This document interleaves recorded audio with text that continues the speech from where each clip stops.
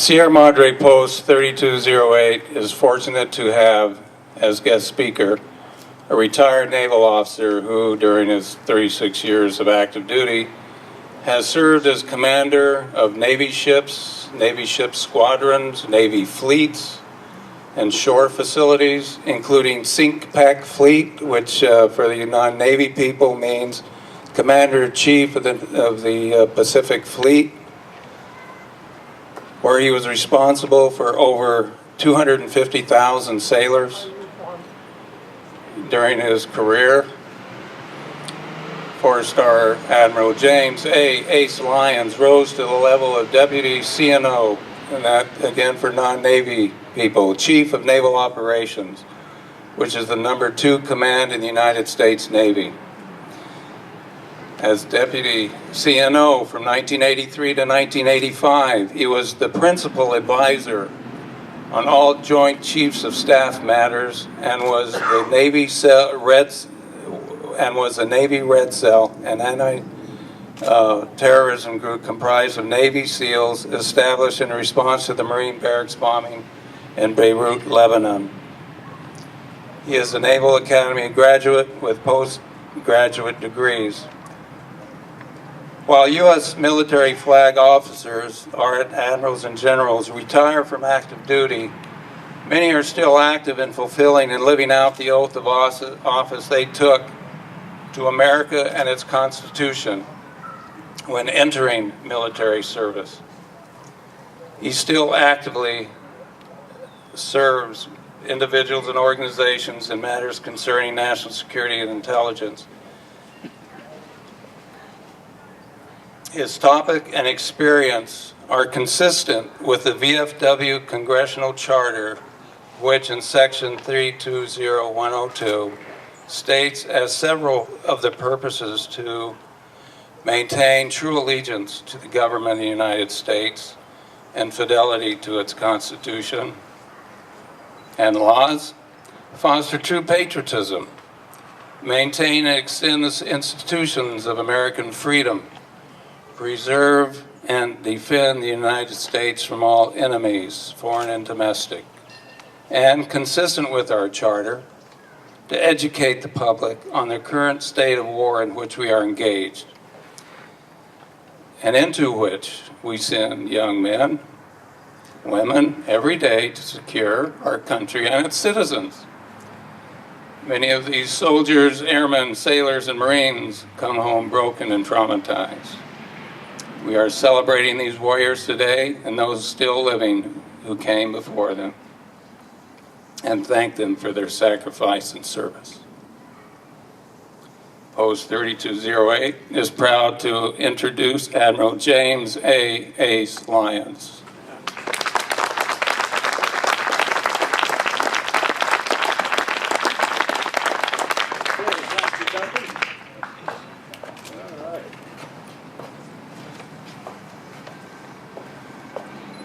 Well, welcome.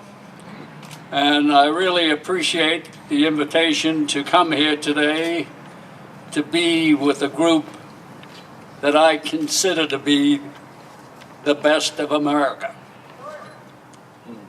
Now, before I go into ours, I also want to recognize Judy Chu's representative for the help that office has given in establishing this VA outpatient clinic. So it's long overdue.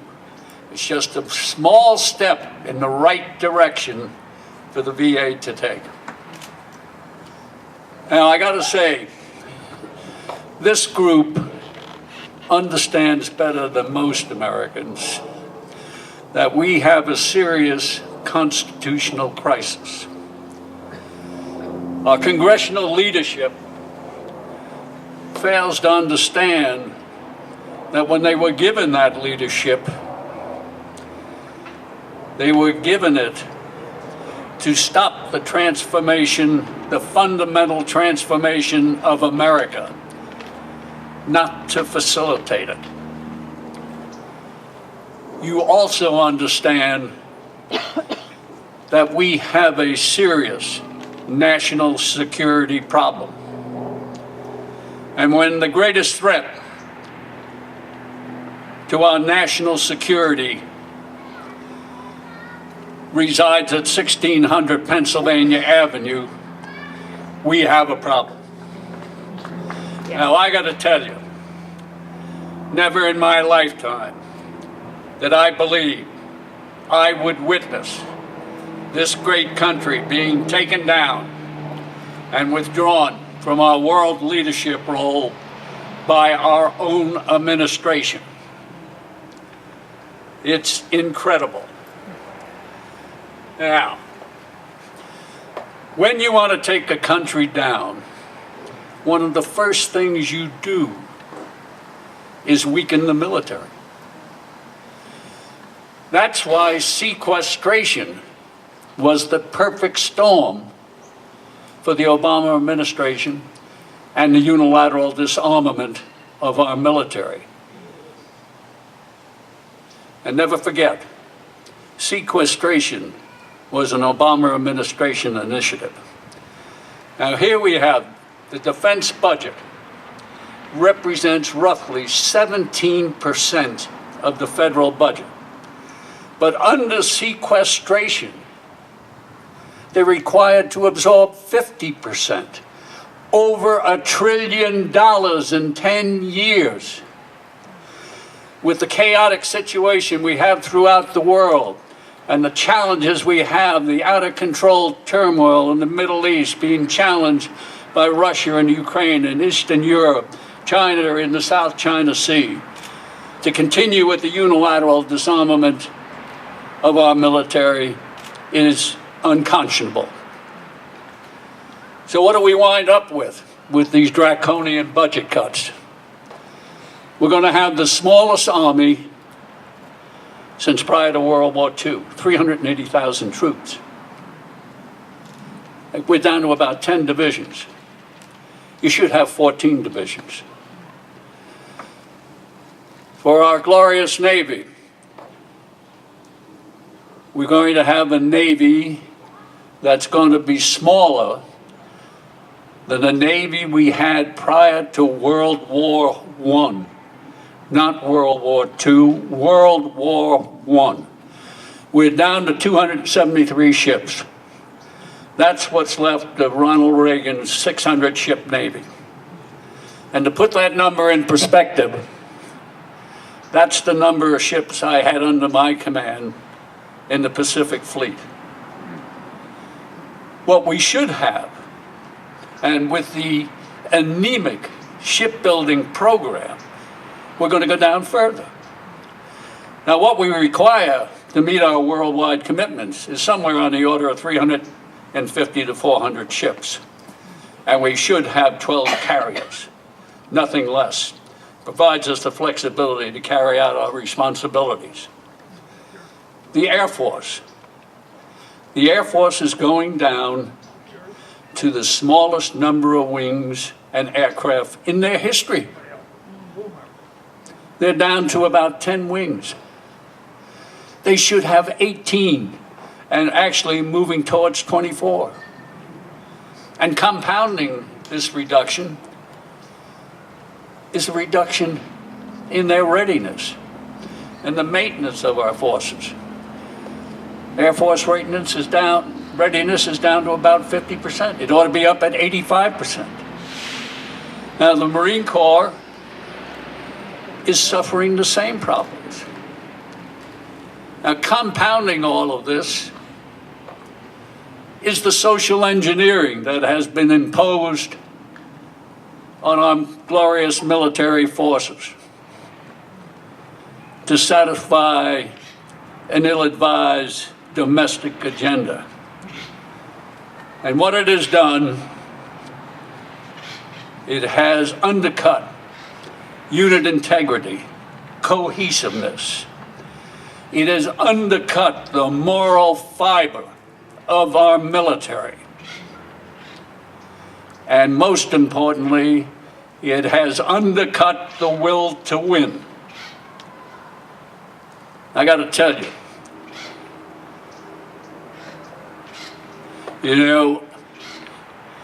when you hear the don't ask, don't tell is a great success, I can't tell you the word I'd like to use, but it's nonsense. We've had over 10,000 male-on-male sex complaints, and that's just the ones reported. You know there is much more than that. And the same way, forcing women into combat roles makes absolutely no sense to me. I got to tell you, there are many viable roles for women in the military. Combat is not one of them. Now, you know, we've had many opportunities to change the course of history. And it hadn't mattered whether it was a Republican or Democratic administration. They all failed, particularly when it came to Iran. Now, the first time was during the Carter administration, when the Iranians took over our embassy. I was the director of political and military affairs to the Joint Chiefs of Staff then. The chairman called me up and he said, "What can we do?" I said, "I'll tell you what we're going to do. We're going to take Hog Island. I was going to take it with a bunch of SEALs." And you got to recognize that at that time, Iran was in a life and death struggle with Saddam Hussein in Iraq.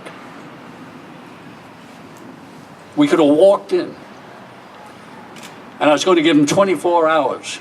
In fact, I was the only one that had ever been to Hog Island years prior to that. So I knew about it, I knew what it consisted of, I knew what we could do.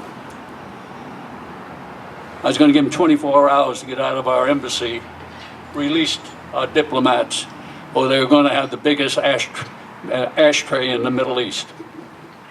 And of course, President Carter rejected that option. The next time was the Marine barracks bombing. And I'm sure this group is wondering, how come we never responded? 241 of our finest military were murdered that day. It was the greatest loss of Marines since Iwo Jima. A long story short, I was the deputy chief then, and we found out who did it. It was the Islamic Amal, under orders from Tehran, through their ambassador in Damascus. We used to read his comms. We can talk about that. And we found out they were holed up at the Lebanese Army barracks, the Sheikh Abdullah barracks above Baalbek.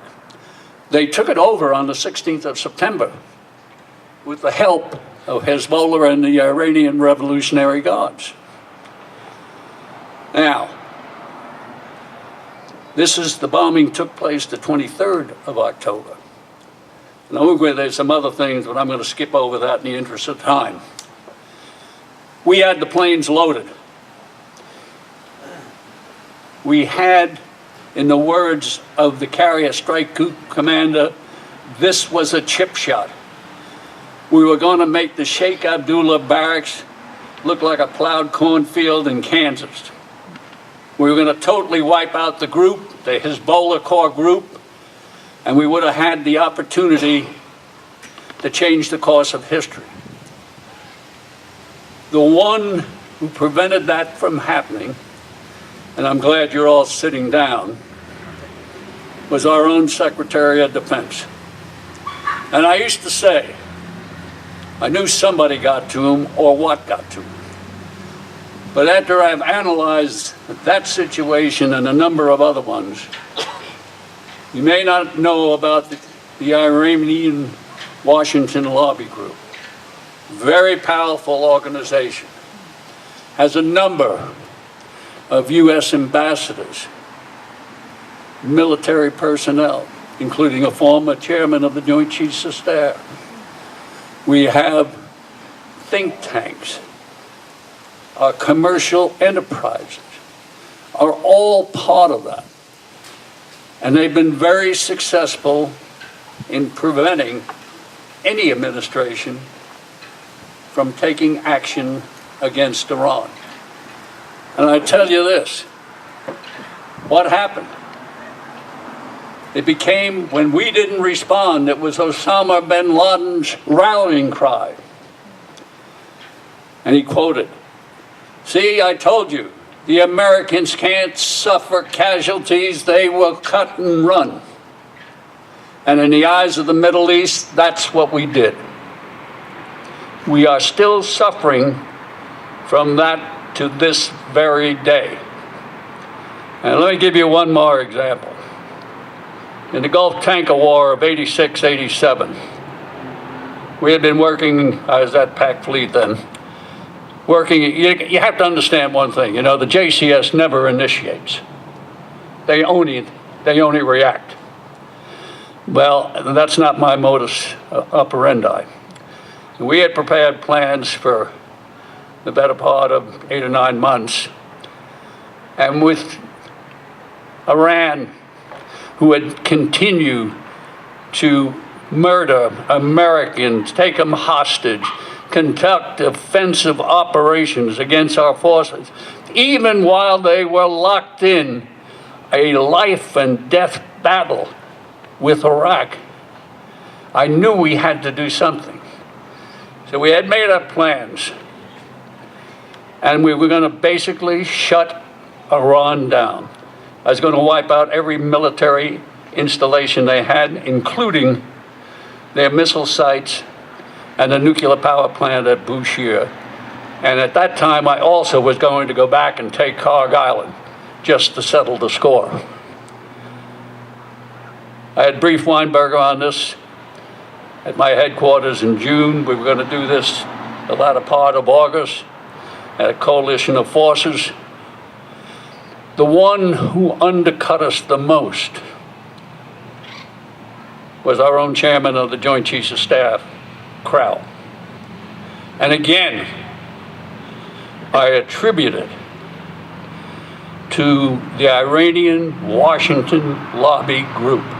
It's the only one that has had the influence and the stature to prevent us from taking action against Iran.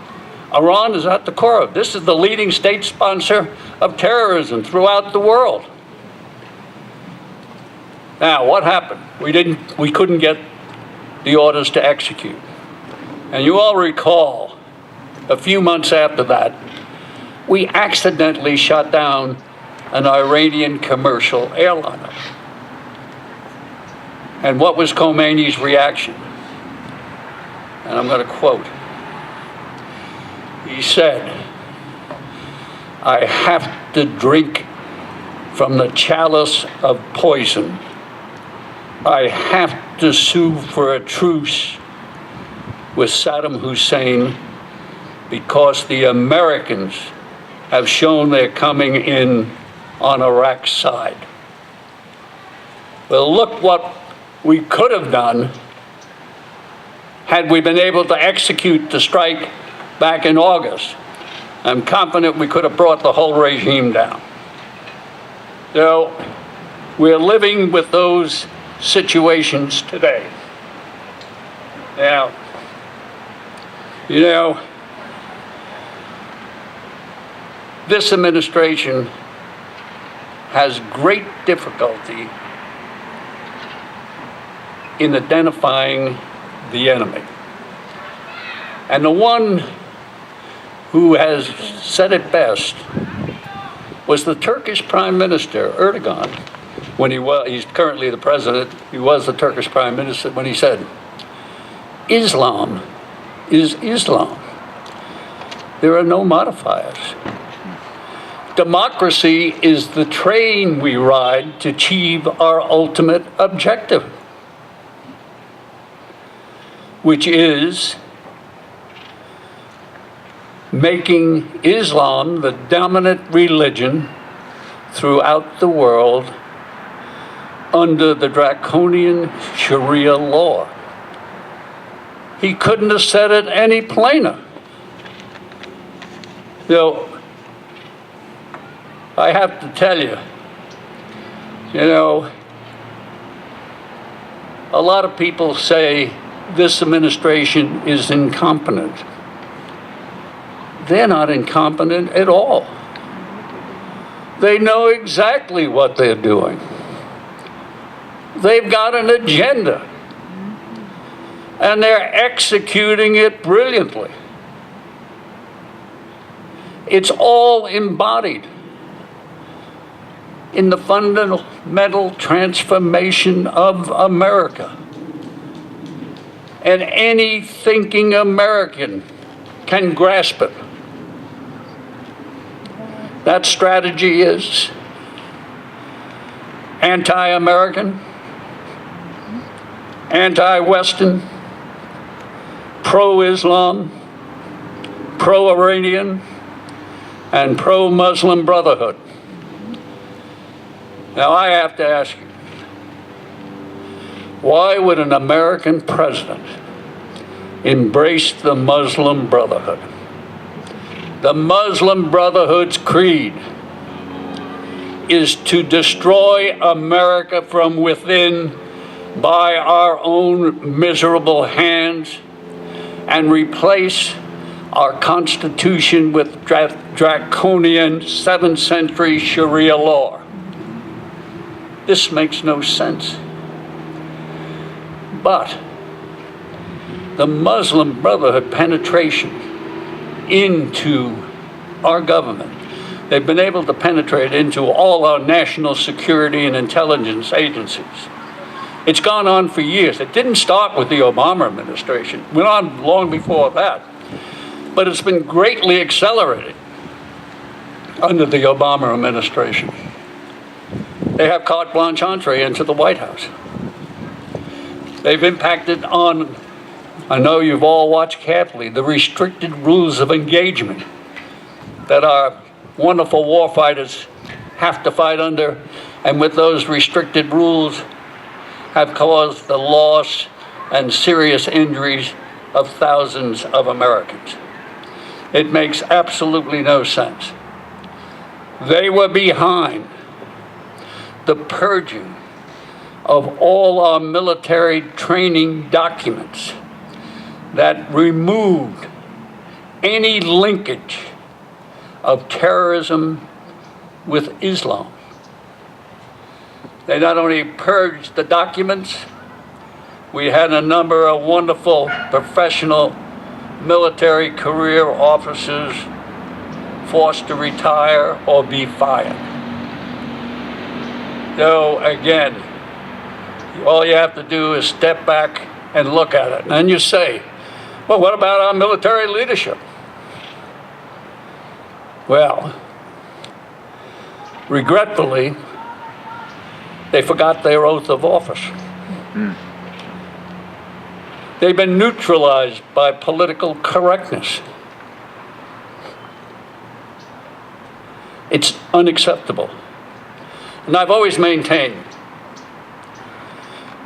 the Joint Chiefs of Staff, when they act as a corporate body, when they say, no, Mr. Secretary of Defense, no, Mr. President, that is wrong, and if you go ahead, you're going ahead without us, no president can withstand that. Unfortunately, I have no confidence that that would happen today, because too many of them have sold their souls for their position. Now, let me touch on a few other things. The Iran nuclear, quote, agreement is a sham. The kabuki dance that went on in Vienna really sold our national honor. And of course, for Secretary Kerry, it's not the first time he sold out his country. You all recognize that. Now, I want to take you back to the summer of 2008, when President Obama was Senator Obama. and after he received the Democratic nomination for the presidency, he opened up a secret channel to the Ayatollah Khamenei in Tehran.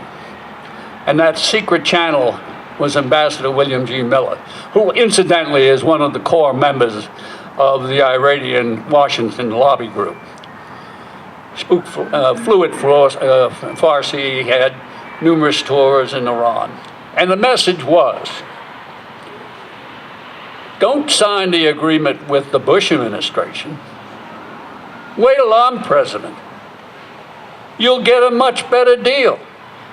Well, he certainly fulfilled that. You see, you will like my policies. I am your friend. How can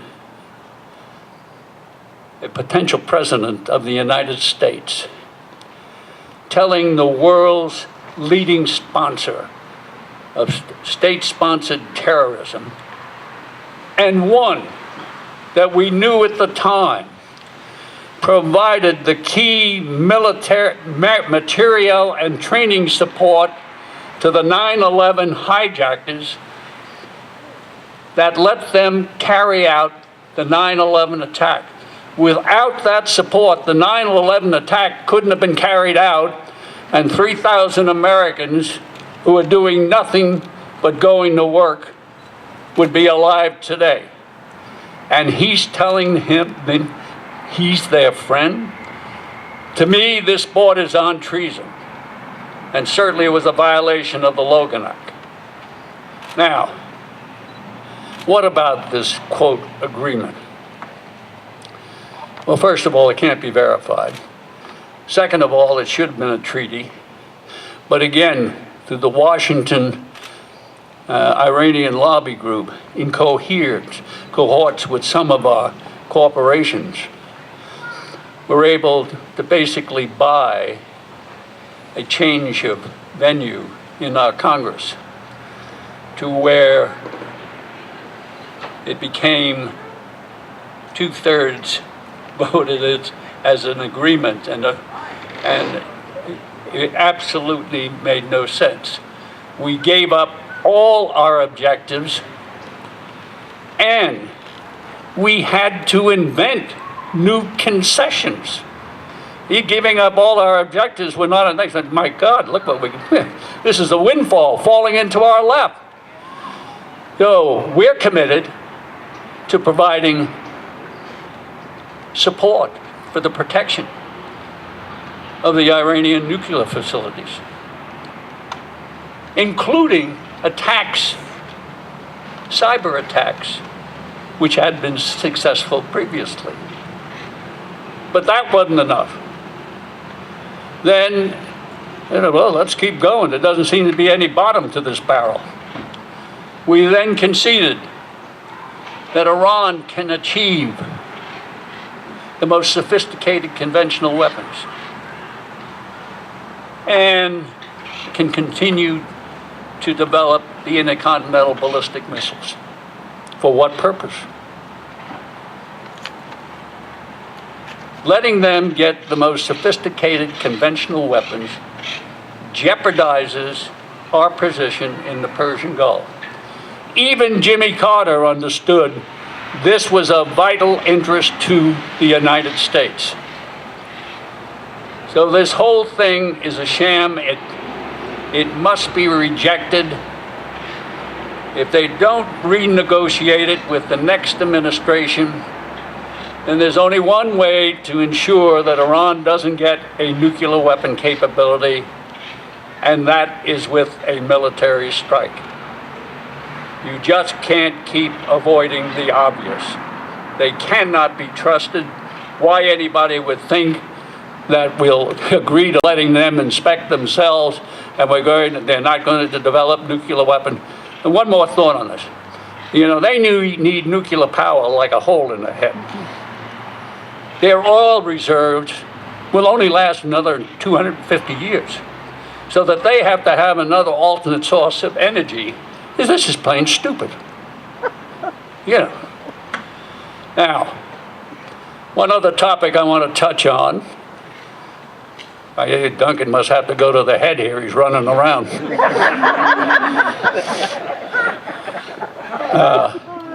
I got to touch on Benghazi.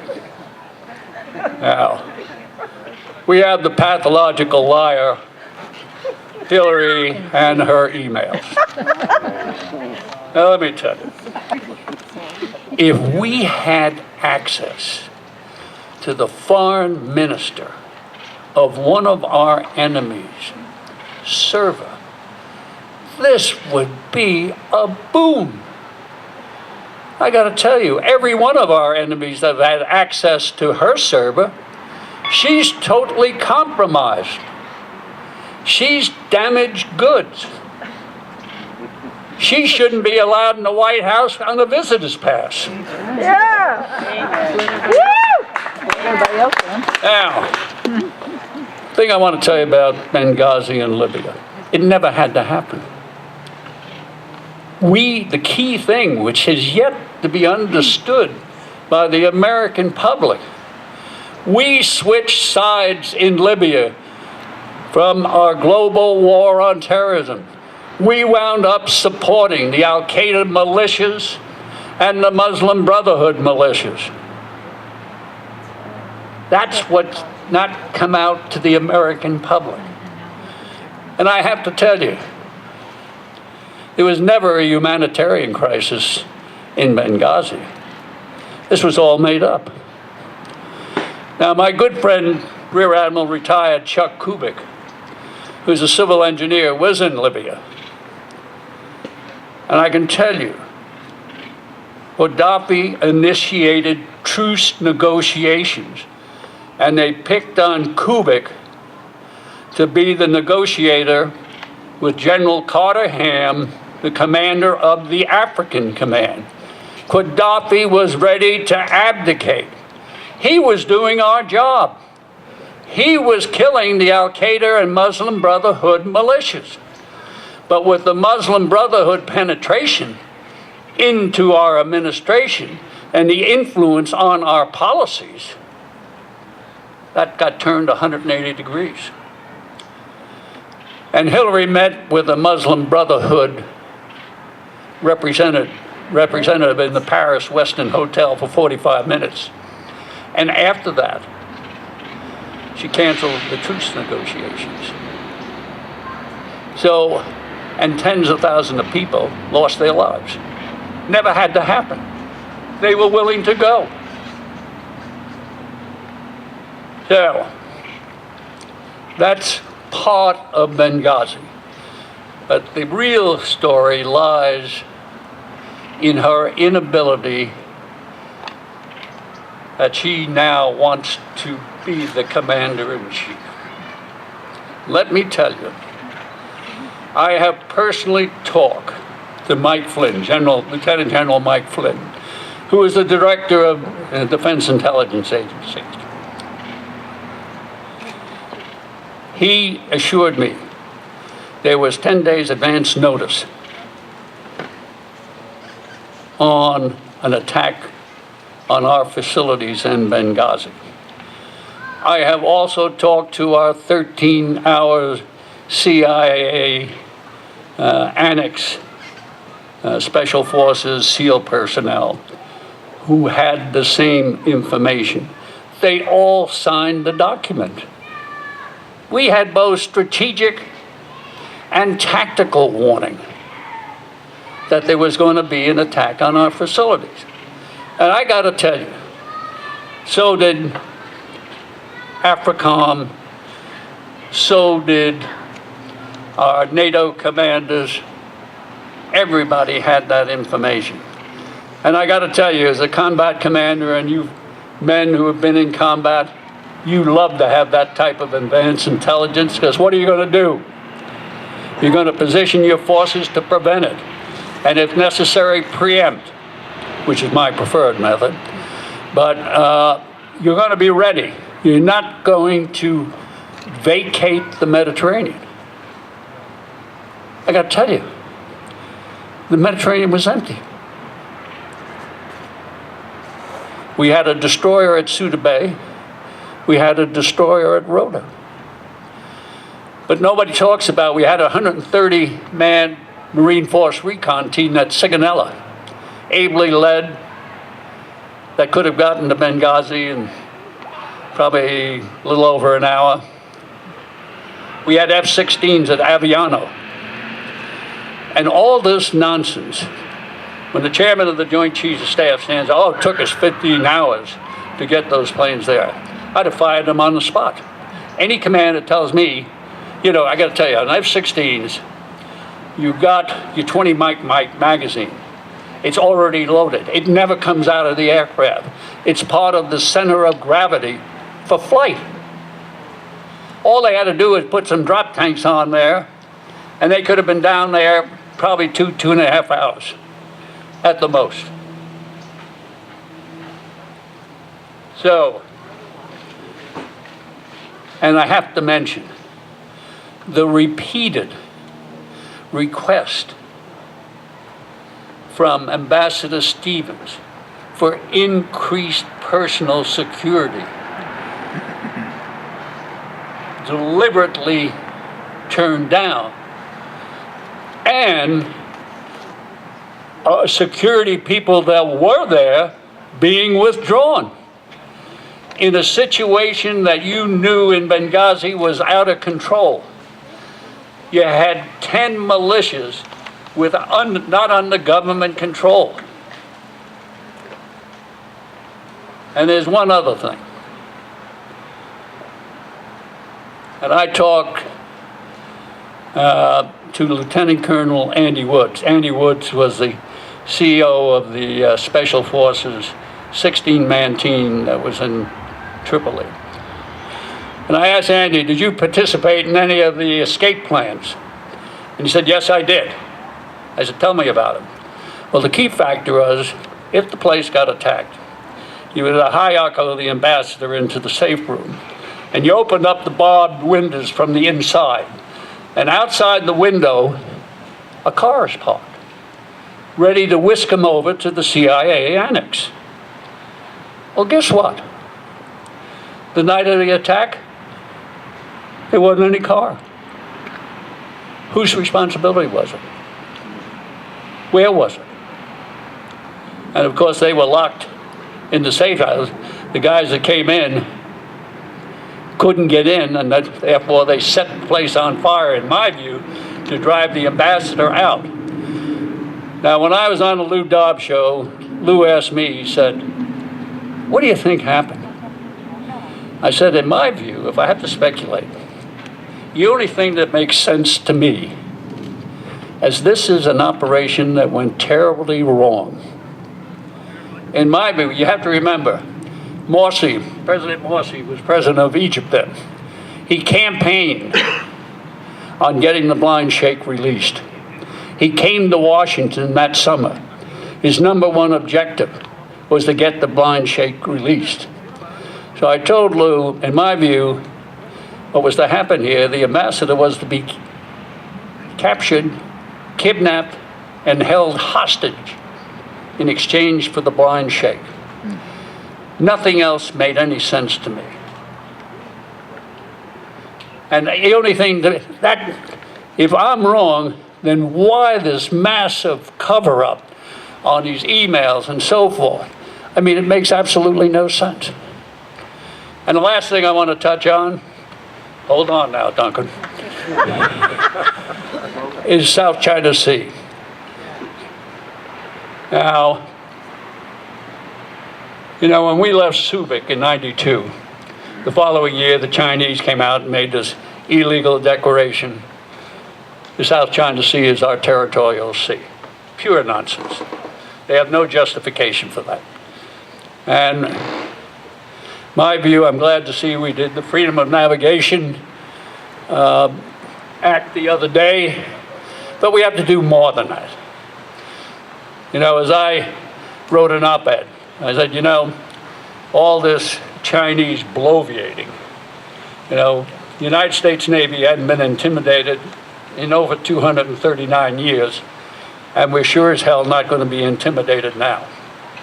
And my message to the Chinese, as much as to the administration, was, if you want to be respected as a great power, China, then you got to start acting like a great power instead of the bullying and bloviating like your third world client state, North Korea. Join the rest of the free world and act like a great power. It's great to be with you all. Look forward to talking to you later on. God bless you, God bless America, and we will take back America.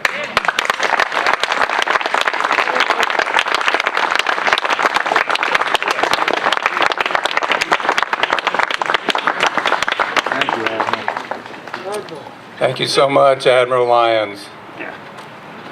After our concluding invocation, we have treats over here at the picnic tables, and we invite you, if you're interested in talking to Admiral Lyons, please do. And Yvonne, would you please come up with our concluding Amazing Grace prayer?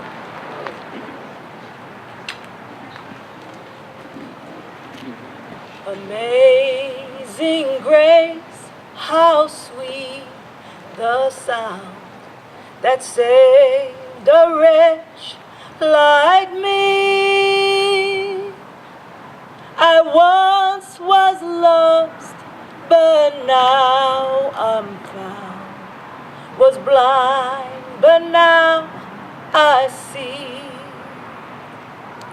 'Twas grace that taught my heart to fear, and grace my fears relieve. How precious dear that grace appeared the hour I first believed. Through many dangers, toils, and snares, I have already come. 'Twas grace that brought me safe thus far, and grace will lead me home. When we've been there 10,000 years, bright shining as the sun, we've no less days to sing God's praise than when we first begun, than when we first begun.